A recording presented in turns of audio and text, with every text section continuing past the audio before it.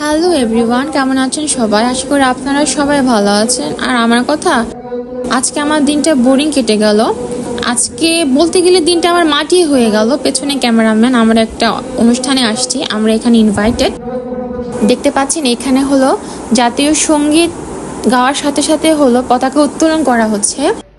আসছিলাম হলো 2 ঘন্টার জন্য, পুরো 5 ঘন্টা। আসছি 3টার দিকে, এখানে বাসে ফিরছি হলো রাত 9টার দিকে। তার মানে বোঝেন 2 ঘন্টা জন্য এসে 5 ঘন্টা কাটিয়ে গেলাম।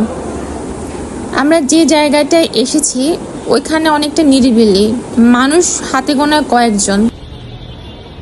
বেশি ভিড় হলে একটু সাহসটা বাড়ে। তাও আবার আমরা মা মেয়ে, 2জন মেয়ে মানুষ। আপনাদের আমি দেখাই, পুরাই নিরিবিলি, পুরাই।